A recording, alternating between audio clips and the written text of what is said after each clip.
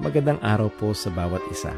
Ito po muli ang inyong lingkod, Brother Paul Litose, pastor po dito sa Jesus Christ Baptist Church, Santa Maria, Bulacan. And welcome po sa ating Time in the Word. Ito po ay panahon na kung saan tayo nag-aaral ng salita ng Diyos sa patuloy na ikalalago ng mga mananampalataya, sa ikaliligtas ng mga kaluluwa, at lahat ng ito ay sa ikakaluwalhati ng pangalan ng ating Panginoon. Salamat po at kasama po namin kayo ngayon at nawa patuloy tayong matuto, lumalim sa pagkakilala, pagmamahal, paglilingkod at pananampalataya sa ating Panginoon at tagapagligtas.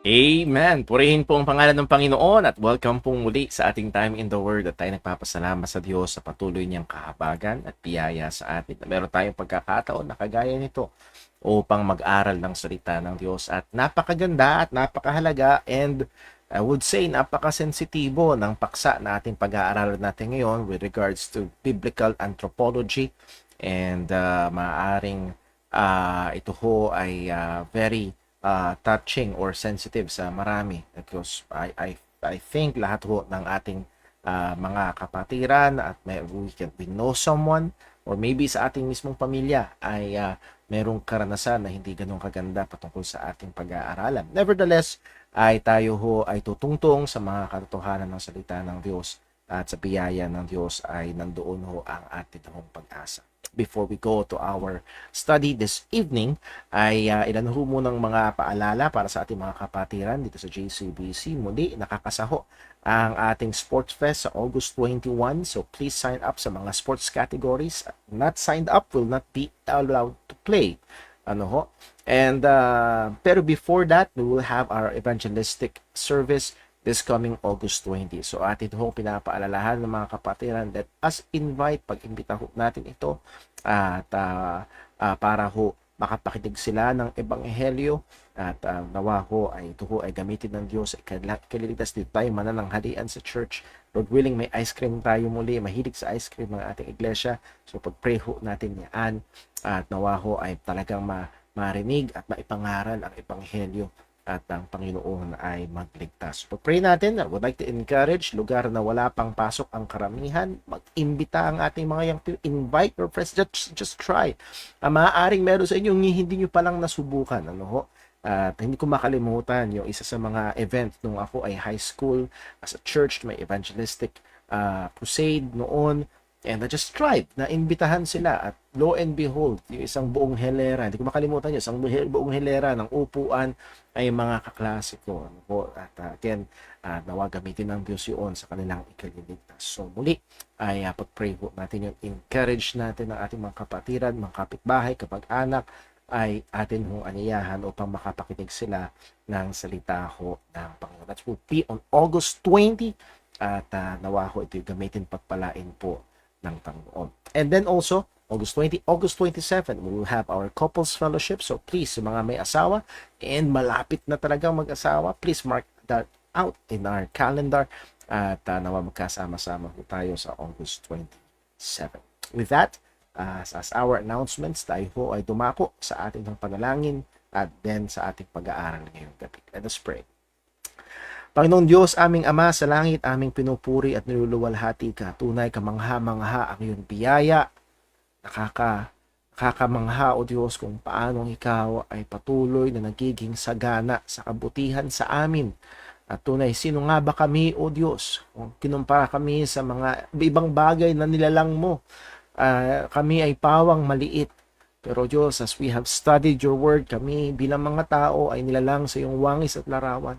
At kami, O Diyos, na hindi karapat-dapat sapagkat kami ay nagkasala laban sa iyo, ay minahal mo at binigay mo yung bugtong na anak upang kami ay maligtas. Salamat.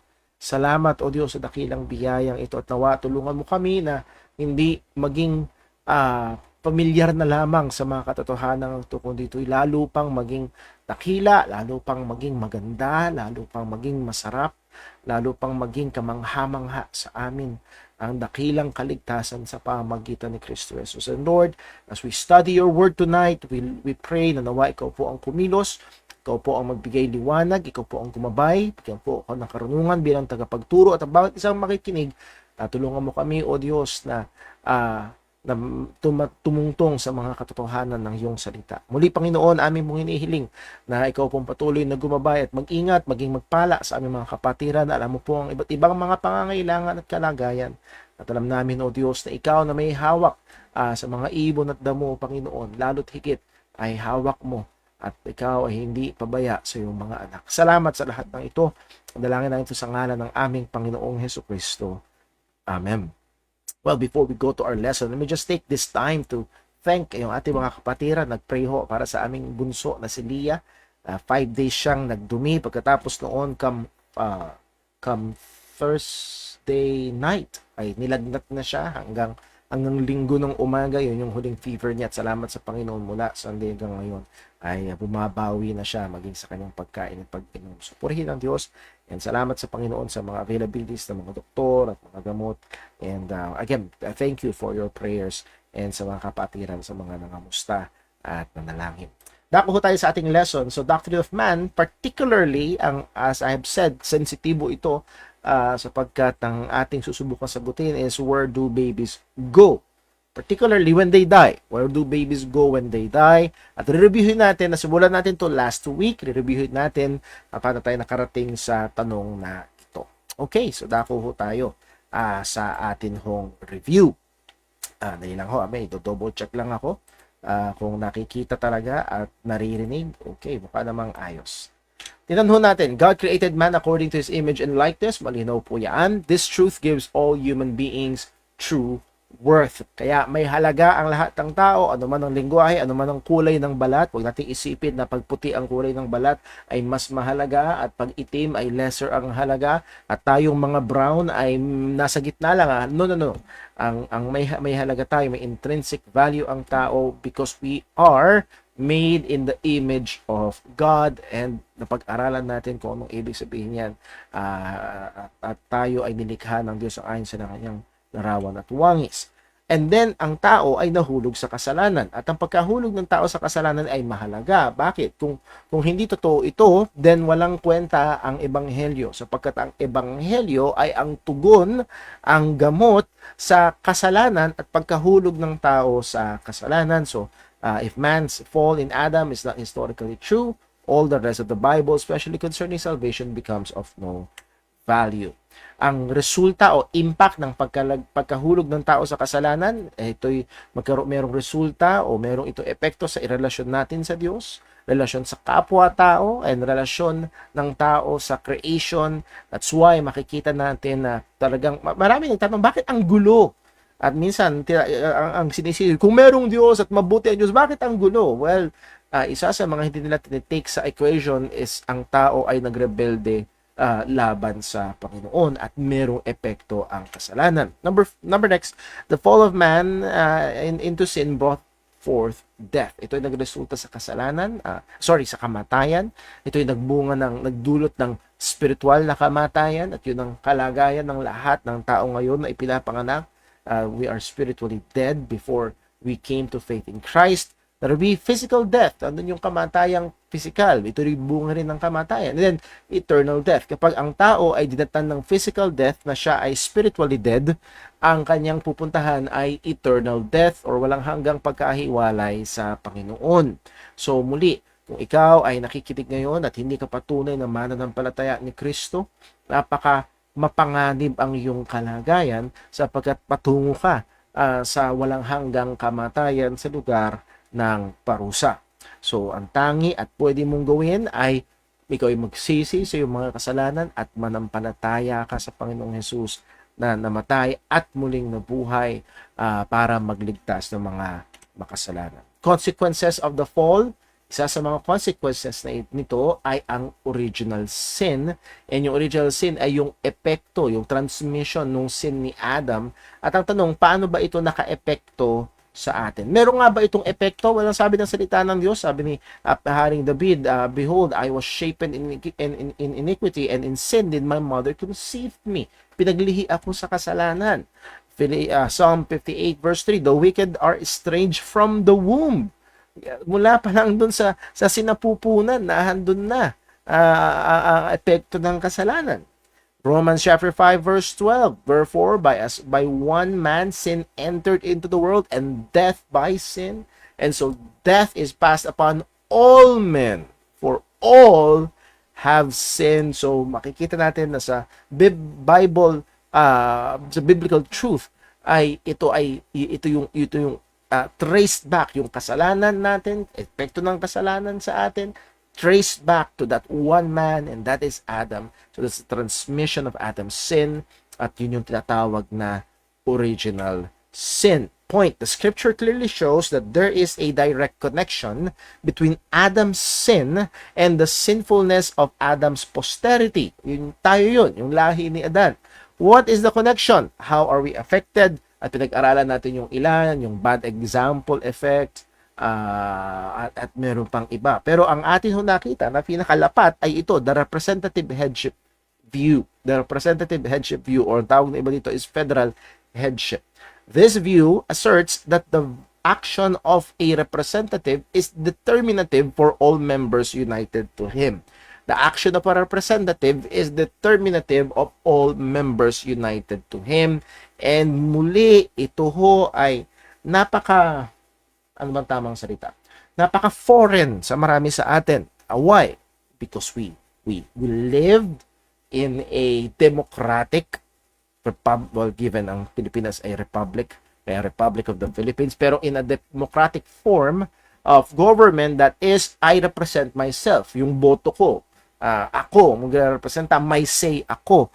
And, but again, we also have a sense of this sapagkat pag ang ating presidente ay pumunta sa ibang lugar, he represents not just himself, but he represents the entire country kasama tayo, whether we like it or not.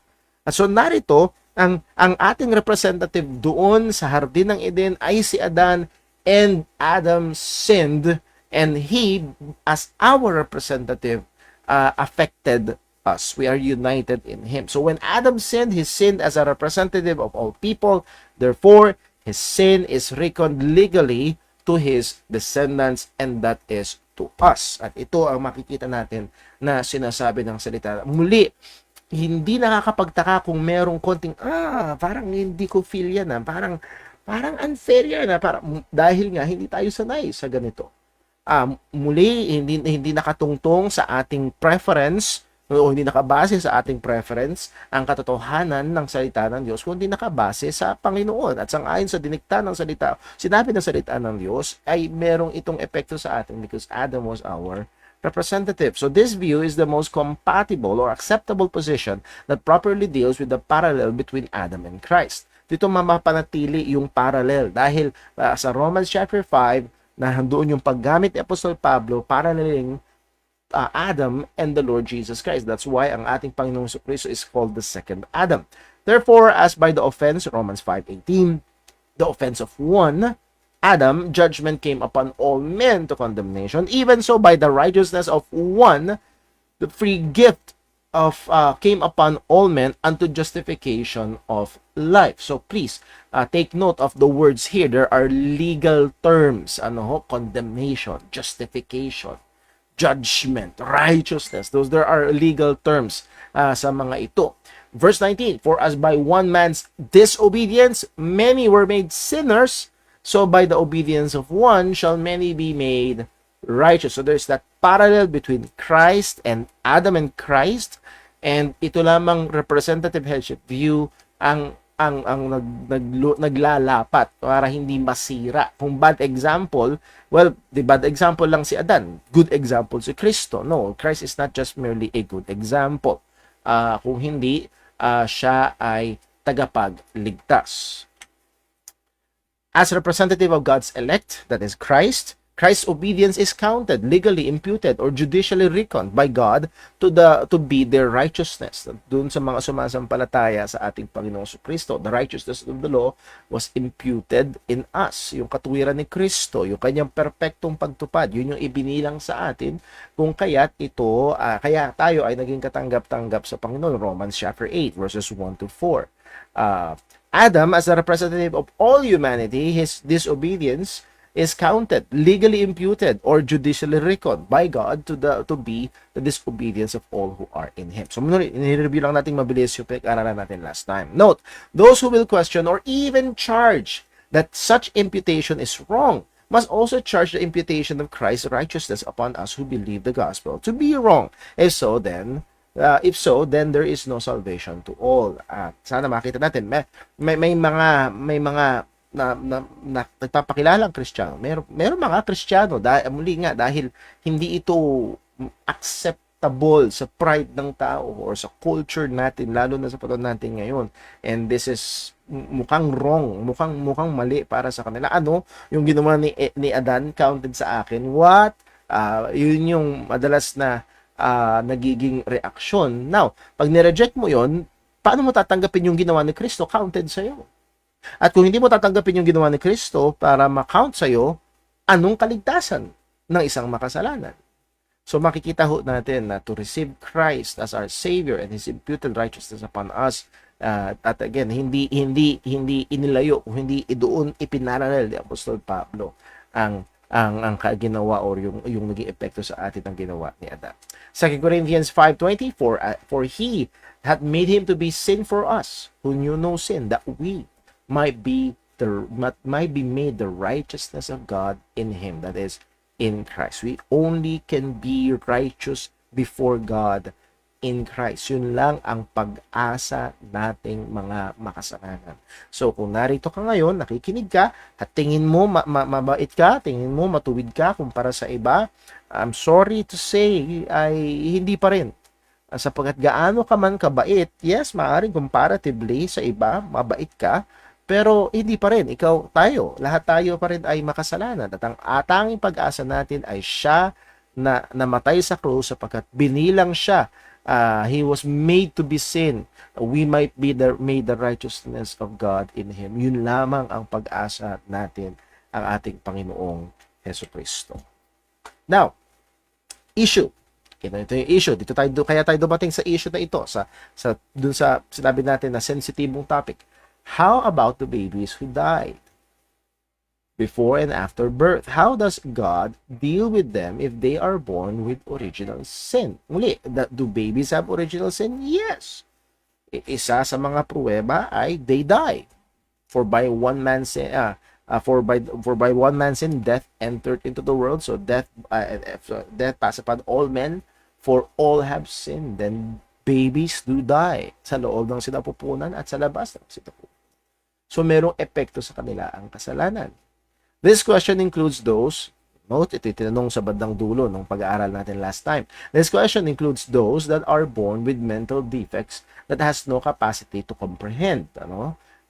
Again, nag-qualify tayo dito because those who have mental disability is in a spectrum. May mga konting diferensya, let's use that word. Pero they are able to comprehend. Alam pa rin nila yung tama at mali. Pero meron talaga na they are incapacitated to reason. Wala talaga.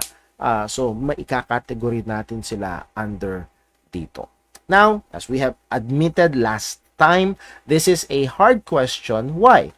Because there are no clear-cut statements or promises in the scripture that explicitly say that all babies go to heaven. Or vice versa. Walang verse, okay, putahan natin sa book ganito, chapter ganito, verse ganito, all babies goes to heaven. Wala.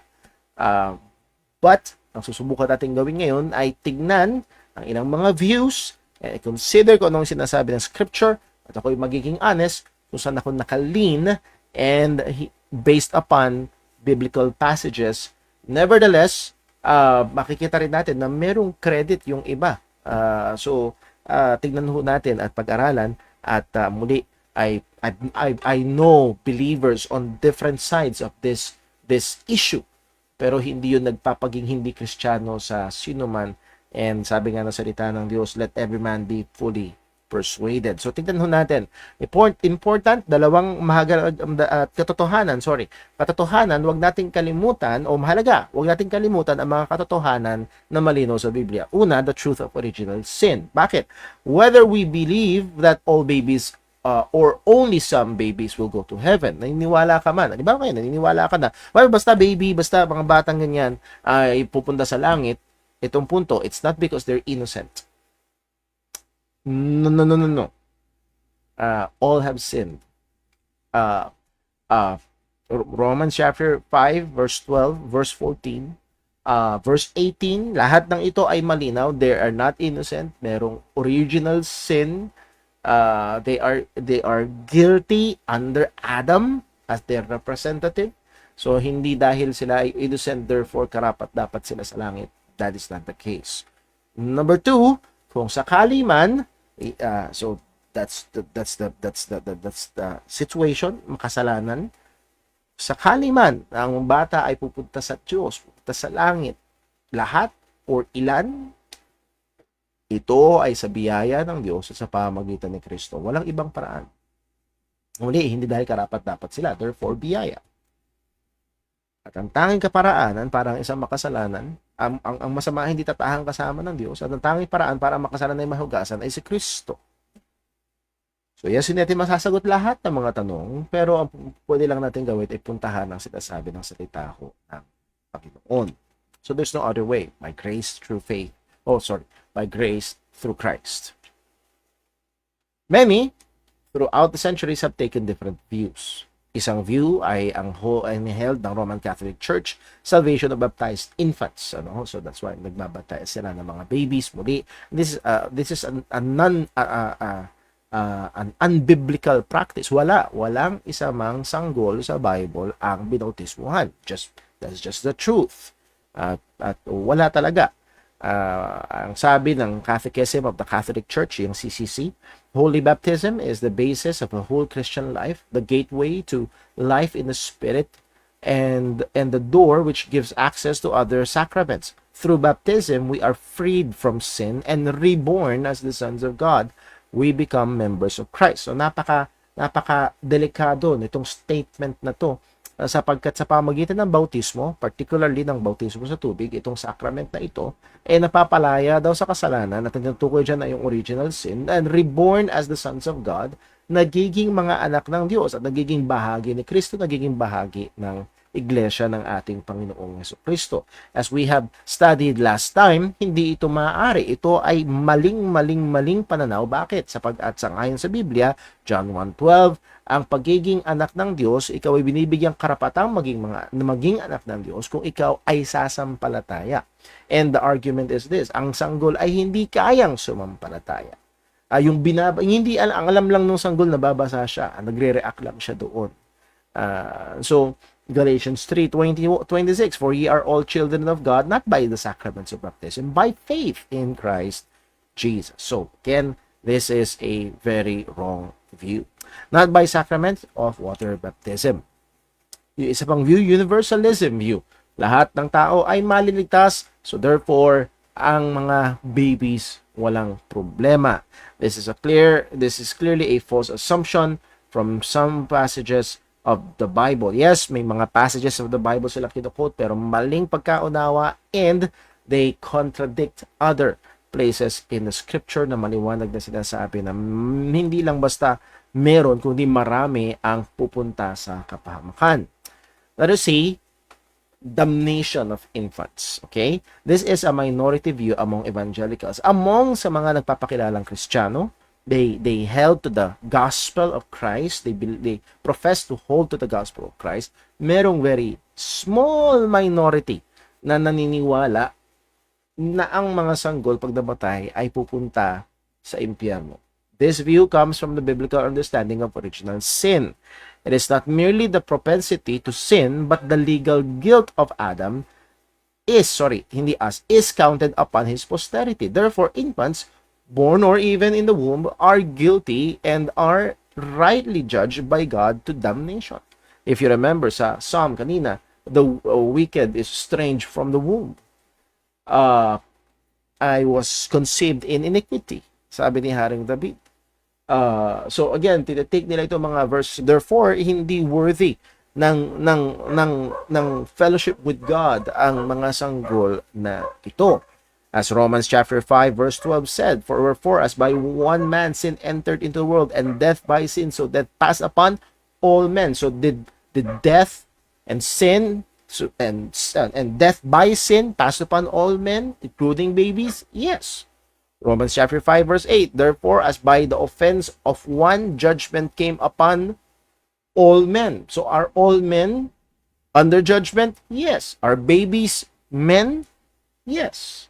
So ganito yung so muli, as I have said, this is a minority view, pero nonetheless this is a view na merong mga bagay na makikita natin yung weight nito ay hindi lang basta hindi gusto. Actually, sino may gusto ng view na ito? Pero they take this view because they are convinced through some passages in the Bible na ito ang the best na paniniwala. So muli ay meron na mga mananampalataya na ganito ang pananaw. Letter D, hindi natin ito na-cover last time. Some who hold to this view, salvation of elect infants. So hindi lahat ng bata o hindi yung mga pinili lang, mga hinirang lang na mga bata. We believe in the doctrine of unconditional election. God from eternity past have chosen particular individuals to be saved, and itong view na ito argues that this is the most consistent soteriological position. Bakit na consistent? The salvation of all true believers is rooted from God's eternal unconditional election. Tama? Yes. For whom He did foreknow, them He also predestinate. Napag-aralan na natin yan dito sa church, sa Romans chapter 8. So, nag-uugat from eternity past, God's foreknowing, God's election. So, lahat ng mga mananampalataya maliligtas is through God's election. So, ang argument ng isang napakinggan ko, ang sabi niya, God is consistent. Therefore, the salvation of babies must be also by election. So muli, yun yung argument. There are two general variations of this view. Merong dalawang general variation. Number one, the unknown elect infants. Okay? As we do not know for certain who are the elect among unbelievers. That's why we share the gospel to everyone. But are sure that there are, maliwanag at sigurado na meron, the same is true with infants. We do not know who they are, but there are elect among them. Again, given, walang particular text, pero ang sinasite nila is yung argument is God is consistent. Meron bang masasave na non-elect? The answer is none. May papasok ba sa langit na non-elect? The answer is none. Pero pagdating sa mga babies, biglang ganun yung takbo na ang argument. So muli, merong ilan, hindi muli marami, merong ilan na mga mananampalataya na ganito ang paniniwala. Now, merong dalawang variations ang bagay nito. So muli nga, unknown infants. Pangalawa, covenant infants. God is a covenantal God. All throughout biblical history, God deals with His covenant people. God deals to people through covenants. His people through covenants. He deals with people through covenants. He has a covenant with Abraham, Isaac, and Jacob. His chosen people, Israel, He deals with them based on covenants. And believers in the New Testament, mabilisan lang, believers in the New Testament are under the new covenant. So again, may tipan sa atin ang Panginoon, and that is under Christ. Those who hold this view points out that God deals differently between people with whom He is covenanted with and those who are not. Okay? So ito yung view. Covenant. Iba ang pakikipag-deal ng Panginoon sa Israel because Israel is God's covenanted people. Now sa atin, sa Bagong Tipan, we believers are under the new covenant, under the New Testament in Christ. So now, ang punto ay ito. Iba ang pakikipag-deal ng Diyos sa mga Kristiyano, sa hindi Kristiyano. And itong kakaibahan, as we have stated, all things work together for good. Sa mga mananampalataya lamang yun. Sa mga nakay Kristo lamang yun. Now, so makikita natin, ang punto, merong kakaibahan. So this, is the point. The blessing and good dealings of God is not only to the people He is covenanted with Him, but to their children also. Ayun yung punto. Maging sa kanilang mga anak. Yung pagiging covenanted ng mga mananampalataya, let's say mga Kristiyano magulang sa Panginoon, ay merong epekto sa kanilang mga anak. Kung naaalala niyo ho, pinag-aaralan natin sa prayer meeting, yung benefits ng fear of God, at madalas nating na-encounter sa Bible yung even to the next generation, even their children are blessed. So merong benefits doon sa mga anak, at tumutulay daw ito hanggang sa bagong tipan. They will also point out all the scriptures in the Old Testament that gives an implication of special grace to infants even in the womb, are all covenant infants. Okay? Lahat daw ng may mga lugar sa lumang tipan na nagpapakita na may benefit sa mga bata, ay ito ay mga anak ng mga covenanted people ng Diyos, particularly ng Israel. Example sa Psalm 22 verse 9, "But thou art he that took me out of the womb. Thou didst make me hope when I was upon my mother's breast." Verse 10, "I was cast upon thee from the womb. Thou art my God from my mother's belly." Sino ito? Si Haring David. So again, sasabihin na, well, yan, bata pa lang, thou art my God. Pero ang kakaibahan nito, si Haring David ay Hudyo. Ang nanay at tatay ni Haring David ay Hudyo. They are among God's covenanted people. So this is true with David as a baby sa loob ng sinapupunan, pero not true sa mga baby ng mga hentil. Nakikita niyo yung argument, because they are God's covenanted people. Jeremiah 1:5, muli, as a baby, "Before I formed thee in the belly, I knew thee, and before thou camest forth of the womb, I sanctified thee and ordained thee a prophet unto the nation." So nahandoon yung dealing ng Panginoon, sabi ng salita, bago pa i-formed si Jeremiah sa sinapupunan, nahandun na, pinili na siya ng Panginoon. Now, pagdating sa bagong tipan, meron ilang mga verses na tila baga. Iyon ang sinasabi. Isa sa madalas na ginagamit at minsan nagiging question sa iba. Sa Acts 16 verse 31, "And they said, believe on the Lord Jesus Christ." Naalala niyo yung tanong ng Philippian jailer sa verse 30, "Sirs, what must I do to be saved?" Ang sagot din ng mga apostola ito. "And they said, believe on the Lord Jesus Christ, and thou shalt be saved, and thy house." And thy house. So makikita natin na merong epekto sa sangbahayan. Whatever it is, merong epekto sa sangbahayan. Now, be very careful, dahil yung iba dumudulas, pag nanampalataya yung tatay, save na rin yung buong pamilya. Paano pag yung nanay nanampalataya? Pero makikita lang sa Bible, paulit-ulit, faith unto salvation is individual. Hindi pwedeng mananampalataya ako, then okay na rin yung asawa ko at mga anak ko. Ligtas na rin sila. Yun ang wala sa Bible. So, let's be very careful na dumulas tayo doon. Pero makikita natin dito, merong epekto sa sangbahayan.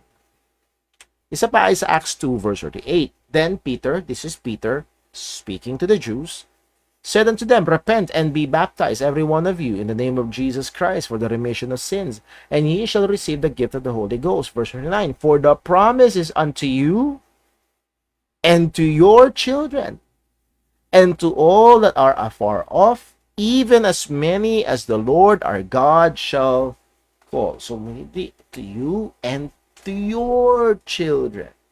The promise. Again, kailangan bigyan pansin. Ano yung tinutukoy na promise dyan? Anong epekto nito sa children? But let me just mention, sa bandang dulo, ang sabi dyan, hindi lamang to you and to your children, even to all and to all that are afar off.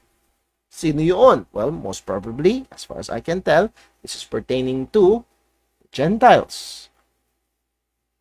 Now, binigyan ng qualification. At lahat ng ito, you, your children, Gentiles, sino yun? "Even as many as the Lord our God shall call." Para sa akin, itong call na ito is the effective calling unto salvation, and that will lead to justification. That means sila ay sasampalataya. So muli, Pero ang punto ko lang ho, merong mga verses na ito, to you and to your children. So that's why malaki ang bigat sa lumang tipan sa mga covenanted people and their children, at merong mga lengguwaheng ganito sa bagong tipan. That's why naniniwala sila na kung ang mga ligtas lamang na infants ay yung elect infants, and ang elect infants ay yung mga infants of mga anak ng mga mananampalataya, covenanted people of God. So doon, isa ito sa mga paniniwala. Kailangan natin bilisan. Letter E, salvation of all infants. All infants. Ano? Ito yung, this is the most commonly held position by many evangelicals. Marami ang mga, ito ang paniniwala. And muli, sad to say, marami na ito ang paniniwala dahil sa maling dahilan. At kadalasan, ang sinasabi nila, sa langit pupunta kasi wala pa namang ginagawang masama. Okay? Many hold to the innocence state. Sila ay nasa state of innocence, yung mga sanggol. Therefore, innocente sila, wala silang kasalanan, kaya sila pupunta, and karapat-dapat sila. So, we know that that is not correct, sapagkat malinaw ang salita ng Diyos sa Romans chapter 5, verse 12 hanggang verse number 18. Worthy of condemnation. At kung papasok, it's still by grace through the Lord Jesus Christ. Now, as I have said, ito ay hinuhold ng maraming mga evangelicals. Ilan sa mga is John MacArthur, John Piper, at iba pa. Now, warning, many hold this view basing on the innocence, and that is not true. There are those who lets their emotion to be the driving force and not biblical truths. So let's also be careful. Well, basta, kasi ayoko sa impyerno yung anak ko, kaya sa langit. Muli, ang determining factor is not our preference, it's not our emotions, but what the Word of God says. Now, ako, I will be honest, I am of this view. Ito ho ang aking paniniwala. Now, wag naman sana na mga kapatid sa JCB yun ang paniniwala ni Brother Paul, yun na rin ang akin. No. I hope, sabi nga ng teacher namin, don't stand on borrowed convictions. I hope we will be holding this view because may sinasabi ang salita ng Diyos, hindi dahil yun ang sinabi ng pastor. So, tingnan natin, bakit naniniwala? 6 reasons, mabilis lang to. 6 reasons that all infants goes to God. This includes those that are born with mental defects and has no capacity to comprehend that na yun natin kanina. Number 1, little ones who have no knowledge of good and evil. Little ones who have no knowledge of good and evil. This is coming from the example na meron sa lumang tipan. After Israel ay lumabas sa Egypt, nangako ang Diyos na sila dadalhin sa isang lupa, sa lupang pangako, pero nung time na sila ipapasok na sana sa lupang pangako, inutusan sila ng Diyos na magpadala ng 12 espiya. At nag-report yung 12 espiya. At ang nangyari ay naniwala yung mga tao sa report ng 10 at hindi sila naniwala sa report ng 2, si Joshua and si Caleb and si Joshua. At ano nangyari? Sa Deuteronomy 1:34, ang sabi, and the Lord heard the voice of your words and was wroth and swear, saying, again, naniwala sila sa 10, natakot sila at ang gusto na lang nilang bumalik na lang sa Egypt. So, nagalit sa kanila ang Panginoon. Ang sabi ni Caleb and Joshua, kaya natin to, sundin lang natin ng Panginoon.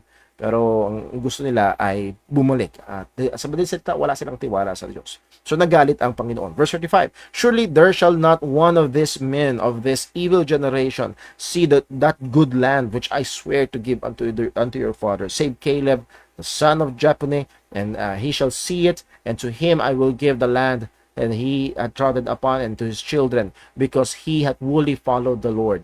Also, the Lord was angry with me for your sake, saying, thou also shalt not go in thither. Verse 38, but Joshua the son of Nun, which standeth before thee, he shall go in thither. Encourage him, for he shall cause Israel to inherit it. Moreover, ito na yung punto, your little ones, which ye said shall be a prey, and your children which in that day had no knowledge between good and evil, they shall go in thither, and unto them will I give it, and they shall possess it. But as for you, turn you and take your journey into the wilderness by the way of the Red Sea. So they will wander in the wilderness for 40 years. Pero sinabi dito, your little ones, at kinwalify that had no knowledge of between good and evil, they shall go in thither. Now, yes, medyo stretched. This is pertaining to a particular physical promised land. But in some ways, ito ay naglalarawan sa lugar talaga ng mga mananampalataya sa piling ng Panginoon. At yung iba, tinitake ito, okay, merong special consideration ng Panginoon sa little ones. So, yun yung punto rito. Merong special consideration ng Panginoon sa little ones. So, point, God clearly takes exemption on those who have no knowledge of good and evil. Kagaya sa Jonah chapter 4, verse 10. Then said the Lord, thou hast had pity on the gourd, for which thou hast not labored, neither madest it grow, which came up in a night and perished in a night. And should not I spare Nineveh, that great city wherein more than 60,000. 1 score is 20, 6 score times 2 is 120,000 persons that cannot discern between their right hand and their left hand, and also much cattle. So ang sinasabi ng Panginoon, si Jonah ay nainis dahil dun sa halaman, pero ang punto, ang nire-rebuke ng Panginoon si Jonah na hindi ba siya dapat maawa dito sa Nineveh at patawarin ng Nineveh na nagre-repent. At ang isa sa binigay ng Panginoon ay meron daw doong maraming tao, 64,000, 120,000 ng mga tao. At paano sila describe? Cannot discern between their right hand and their left hand. And majority ng mga Bible teachers, they view this as, again, kagaya doon sa, they're not able to comprehend right from wrong. Your little ones. These are little ones, most probably. So, muli, ay merong exemption at merong nagte-take ng notice ang Panginoon. Yun pa lang yung pinapakita natin dito sa first point. Point number 2, regeneration in the womb. So, merong example at sa Luke chapter 1 verse 15, as pointed out in the covenant infants, there is biblical evidence of God's grace at work even at the womb. Meron ng gawa ang Panginoon. Nakita natin kanina kay Jeremiah, kay Haring David. At ito kay Juan Bautista, Luke 1:15, for he shall be great, sabi, in the sight of the Lord, and this is pertaining to John the Baptist, and shall drink neither wine nor strong drink, and he shall be filled with the Holy Ghost even from his mother's womb. So again, ito ay kakaiba. Wala tayong ibang detalye mula sa salita ng Diyos.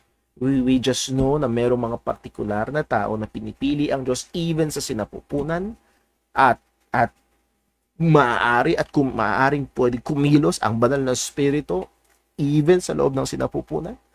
Kaya nga, at maaaring isa sa mga manifestation nito ay nung narinig ni Elizabeth na nanay ni John the Baptist, habang nandun si John the Baptist sa tiyan, narinig yung tinig ni Maria, ay lumukso yung bata. Mayroong response sa parating na Messiah. So again, we must not overstretch this, pero makikita lang natin ay merong ebidensya sa Bible that God possible moving even in those infants in the womb. Yun lang yung sinasabi. Note, this argument do point out the possibility of God working in infants, but does not imply the work of God upon all infants. Hindi yun ang sinasabi. So that's overstretching.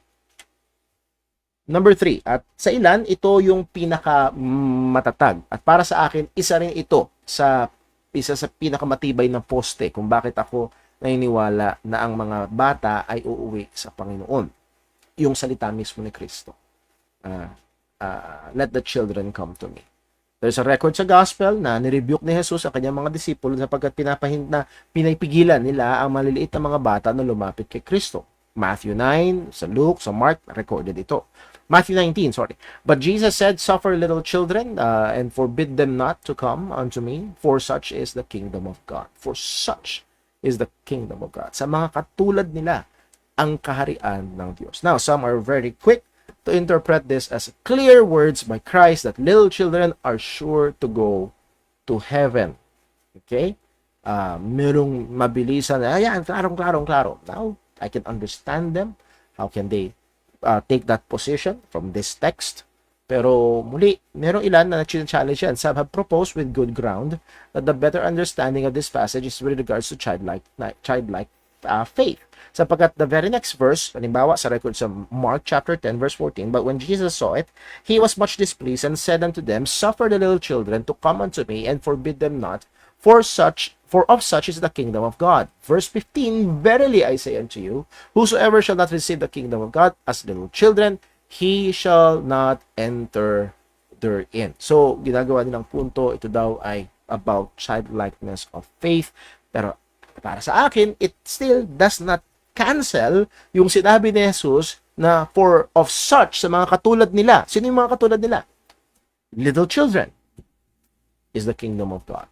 So, para sa akin, mas may bigat yung sinabi ng ating Panginoong Jesus na yun. Lalo na pagdating sa record sa Book of Luke. Sa Luke chapter 15, merong detalye dito. Nakikita lang natin sa Matthew, sa Mark, little children. Pero ang sabi sa Luke, and they brought unto him also infants, that he would touch them. But when the disciples saw it, they rebuked them.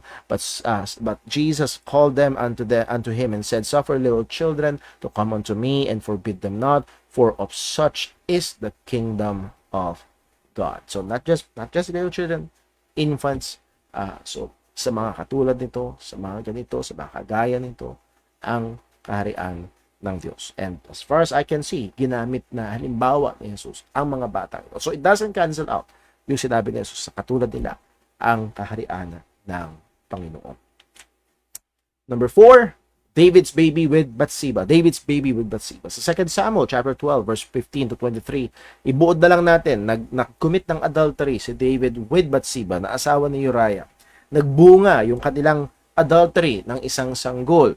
At ang isang ginawa ng Panginoon bilang parusa sa kanila ay nagkasakit ang batang ito, a very severe illness. And si David, he fasted and prayed and wept ng ilang araw para sa bata na ito upang kahabagan siya ng Panginoon. Nevertheless, sang-ayon sa kalooban ng Diyos, ang batang ito ay namatay.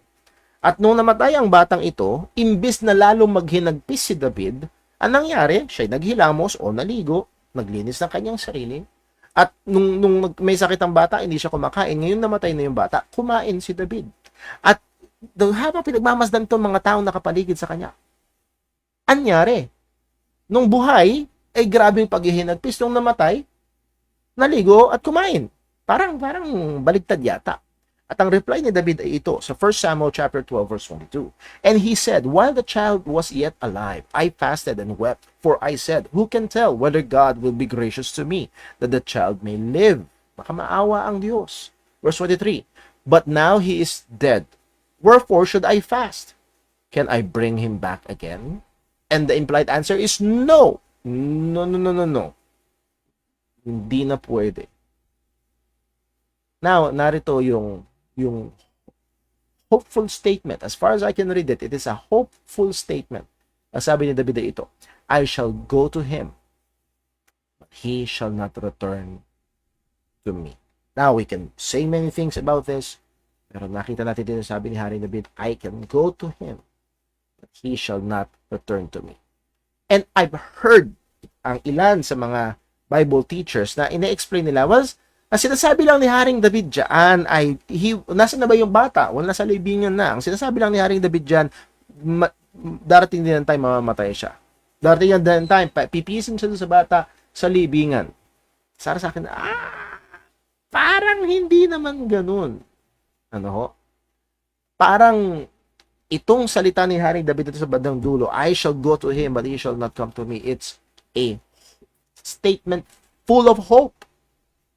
Isang araw pupunta ako sa kanya. Hindi na siya, walang saysay na mag-fasting and mag-weeping pa ako ngayon kasi hindi siya babalik. Isang araw, pupunta ako sa kanya. That's a statement of hope as far as I can read it. Sabi nga ni Sam Storms, it appears that David draws some measure of comfort from knowing that he will go to him. It's the reason why David resumes the normal routine of life. It appears to be the reason he ceases from the display of grief. It appears to be a truth from which he derives comfort and encouragement. How could any of this be true if David will simply die like his son? At yun yung sinasabi na mamamatay lang din siya. It will therefore appear David believed he will be reunited with his deceased infant. At yun ang tingin kong implied na statement, he will be reunited with his dead infant. At ang alam natin, David, one of the Old Testament, is surely in the presence of God. And he will be reunited with his child in the presence of God. So muli, tingin ko ho, kaya I am convinced dahil medyo mas mabigat yung ebidensya na yes, sila pupunta sa Panginoon. Number 5, the basis of God's judgment. Ito naman ho, natutunan ko kay John Piper. The consistent testimony of Scripture is that people are judged on the basis of sins committed voluntarily and consciously. Ang malinaw at as far as I know, as I've read the Bible, ang laging basis ng damnation ng Panginoon ay yung ginawang kasalanan, hindi yung minanang kasalanan. Ang sabi sa 1 Corinthians 6:9, I know ye not that the unrighteous shall not inherit the kingdom of God. Be not deceived, neither fornicators, idolaters, adulterers, effeminate, nor abusers of themselves with mankind, nor thieves, nor covetous, nor drunkards, nor revilers, nor extortioners shall inherit the kingdom of God. So again, these are people active in sin, living in sin. Isa pa, sa Revelation 20 verse 11, and I saw a great white throne, and him that sat on it, from whose face the earth and heaven fled away, and there was found no place for them. Verse 12, and I saw the dead, small and great. And again, ano yung small and great? Small, maaaring mahihirap, maliliit na tao. Great, mga dakila. Well, pero yung masabi ng maliit na tao at malaking tao. Bata na at matanda, I believe. Pwede silang isama sa category na ito. And whatever your situation is, these people stand before God, and the books were opened. And another book was opened, which is the book of life. And the dead were judged out of those things written in the books. Ano yung things? According to their works. Now, sa Romans chapter 9, which is malapit na natin pag-aralan din sa church, ang isang ginamit na halimbawa ay si Jacob and si Esau. At ang sabi doon, being not yet born, nor having done any good or evil. So makikita dito yung judgment ng Panginoon is according to their works. And what is the work of infants or babies in the womb? Saan ibabase ang hatol sa kanila? So makikita ho natin na again, mabigat ang case na sila ay exempted. Point, infants are not, quote-unquote, guilty of such works in the body upon which God's judgment is based. Again, we're not saying that they are not guilty. We are not saying that they are innocent. Muli, malinaw ang original sin.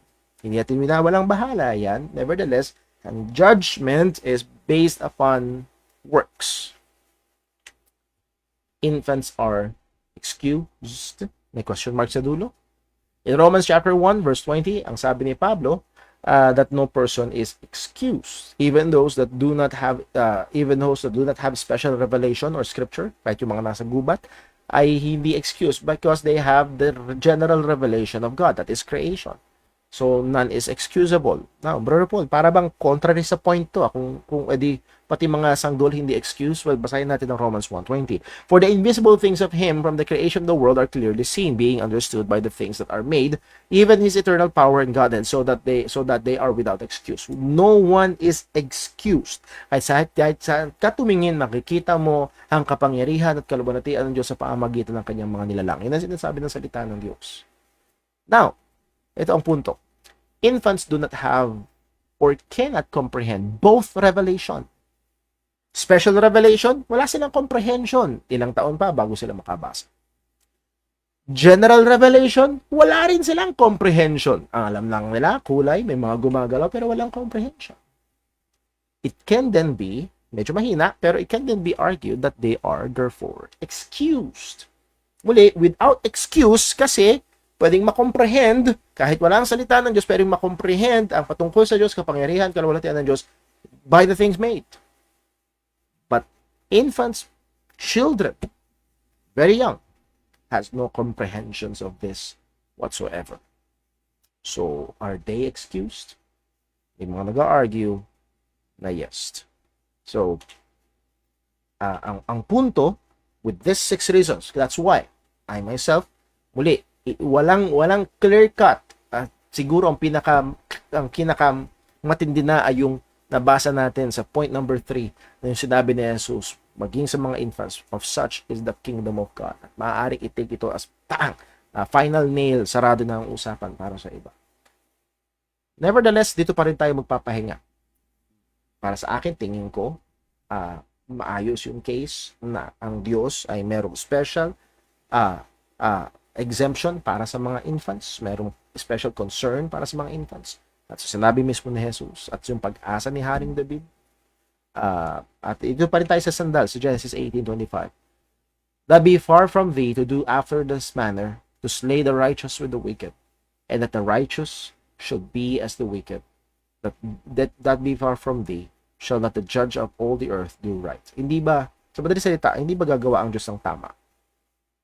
Alin man doon, lahat man ng bata ay pupunta sa langit, yung elect lamang, yung alak lamang ng mga mananampalataya, or yung iba, lahat ng bata ay pupunta sa kapahamakan. The point is this, the judge of the earth will do right. He will do right. At yun yung pinaka-pahinga natin. Ultimately, dun tayo sasanta. Now, paano yun, Brother Paul? Sabi sa Romans 5:18, they are guilty. Kaya nga ho, sana hindi nyo nakakalimutan. Pagkasabi natin ng dalawang importanteng truths, original sin, they are guilty. Pero nandun pa rin yung biyaya ng Diyos at si Kristo. Hindi nila kayang sumampalataya. Pero biyaya pa rin ng Diyos at yung ginawa pa rin ni Kristo sa pamamagitan pa rin noon. Dahil walang ibang paraan para sila pumunta sa presensya ng Diyos. As we have seen, maaari na ang Diyos, even in the womb, ay kumilos, ang banal na spirito, maaari. I'm not saying na lahat ng mga bata na namamatay ay nire-regenerate ng Panginoon. That's what we're not saying that. Pero ang punto natin, merong sinasabi ang salita ng Diyos. Muli nga, kaya mahirap, hindi ganun kakonclusive. Pero sinabi ni Jesus sa mga kagaya nito, ang kaharian ng Diyos. So, consider natin ang mga ito, and I hope not just because sabi ni Brother Paul, kundi ano yung sinasabi ng salita ng at patuloy natin pag-aralan, dumating tayo sa pagkakumbinsi sa mga katotohanan na ito. At let me just remind you, muli, may mga Kristiyano sa iba't ibang panig ng usapan na ito. And let's be careful to be judgmental. Agad, masyado. Kung merong, sana mainatad na, yes, merong punto kung bakit yung iba ay ganun ang kanilang paniniwala. Okay, tingnan ko lang ho. Dito tayo matatapos. Tingnan ko lang ho kung meron tayong tanong sa comment section. Wala namang tanong sa comment section. Tingnan ko lang sa atin hong PM, DM, sa Messenger. Wala naman sa text message. May mga nag-aangking Kristiyano at sa text ni Brother Boy, may mga nag-aangking Kristiyano, tama ang aral unto salvation, pero hindi talaga nakasubmit sa perfect will of God. Saved. Kaya sila. Again, ang pwede lang ho nating sinabi ho kasi sa 1 John, we can only though we will give some judgment, hindi pa rin tayo ang final judge, hindi natin nakikita ang puso ng tao. Kapag ang tao ay namumuhay sa kasalanan, ang sabi ni Apostol Juan, sila ay hindi mananampalataya, sila ay hindi sa Panginoon. So again, it can only be done through observation. Makikita natin sa kanila yung bunga ng kanilang pagkiklaim bilang mananampalataya. Now, basing doon sa sinabi na hindi naka-submit sa perfect will ng Panginoon, does it mean na depende sa kung paano tinitignan? Does it pertain to a perfect life? I know hindi naman yun ang ibig sabihin. Dahil ang Kristiyano ay nagkakasala pa din. So again, let's be very careful to give a sweeping judgment. Ang sinasabi ng salita ng Diyos, kung hindi totoong mananampalataya, ay mapapahamak. At kung totoong mananampalataya, ay may kaligtasan at magmamanifest ito. Kung hindi totoong mananampalataya, magmamanifest ito. At yung mga totoong mananampalataya, magmamanifest din ito sa kanilang buhay. In different varying degrees, pero merong makikitang pruweba.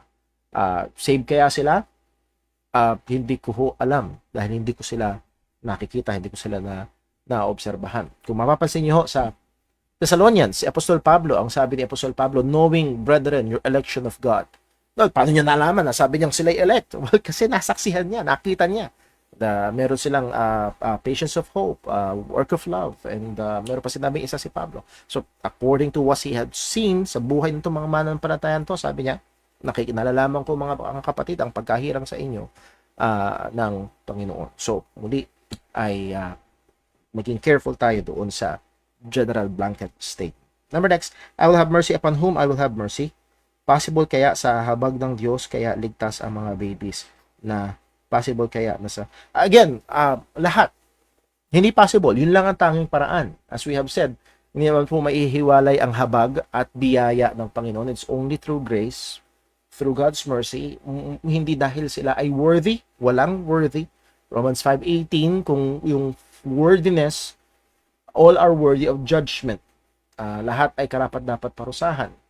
So, ang tanging paraan nga lang ho is biyaya ng Diyos, or if you would like to use the word mercy ng Panginoon, at ang ating Panginoong Kristo. Muli, iba ang kalagayan ng mga sanggol, sapagkat sa atin, ng mga may comprehension na yung inuutusan tayo ng Panginoon to believe, manampalataya. Pero pagdating sa mga sanggol, hindi nila kaya yun. Now, will they be an exemption? Paano yun? Paano sila dadaan kay Kristo? Hindi natin alam. Pero merong sinabi ang salita ng Diyos. Ang sabi ni Kristo, to such is the kingdom of God. Pero sinabi rin ng Biblia, they are, under Adam, guilty. Alam din natin, ang tanging paraan ay si Kristo. Ways that is not revealed to us. It's God's grace through faith. If we will believe na ang sanggol ay pupunta sa Panginoon by God's mercy, by grace, through faith. Through Christ alone. At walang ibang kaparaan. So, yun lang ho ang masasabi ho natin sa mga bagay ho na ito. Thank you po sa mga tanong, and muli, these are sensitive topics, lalo na sa mga nakaranas. Again, maybe lahat tayo in our family. Pero nawa ho ay ito'y maging comfort natin at tayo ay tumiwala sa katotohanan na ang Diyos na matuwid ay gagawa ng matuwid at siya ho ay patuloy na nagiging mabiyaya. With that, let's pray. Panginoon Diyos, aming Ama sa langit, salamat po. Salamat po. Alam namin na hindi kami karapat-dapat. Lord, kung bubukas man ang lupa ngayon at lalamunin kami diretso sa impyerno, mananatili kang matuwid sapagkat kaming lahat ay nagkasala laban sa iyo. Salamat, Panginoon. Kahit kami mga makasalanan pa, si Kristo ay namatay para sa amin. Lord, kami po'y nagmamakaawa. Meron man naririto, nakikinig ngayon na hindi pa mananampalataya. O Diyos, ikaw po ang magbukas ng kanilang mga mata upang makita nila ang kanilang tanging pag-asa ay si Jesucristo lamang. At sila'y magsisi at manampalataya sa iyong bugtong na anak. Lord, muli, alam mo po ang bawat kalagayan. Meron kaming mga pamilya, kapatiran. This may be a very heavy subject. Nawa o Diyos ay manggaling ang comfort na hindi lamang sa preference, hindi lamang sa emotion, kundi sa iyong mga katotohanan. Salamat po o Diyos. Ikaw pong patuloy na mag-ingat, gumabay, magturo sa amin. Salamat po.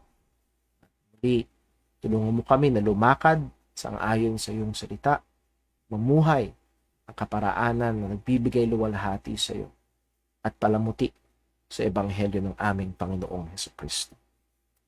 Lahat po ito ay aming hinihiling sa ngalan ng aming Panginoong Jesus. Amen. God bless po. I'm hoping to see you this coming prayer meeting sa Friday and then sa atin hong gawain this coming Thursday. Magandang gabi, ingat po tayo. Ito po nagtatapos ang ating gawain.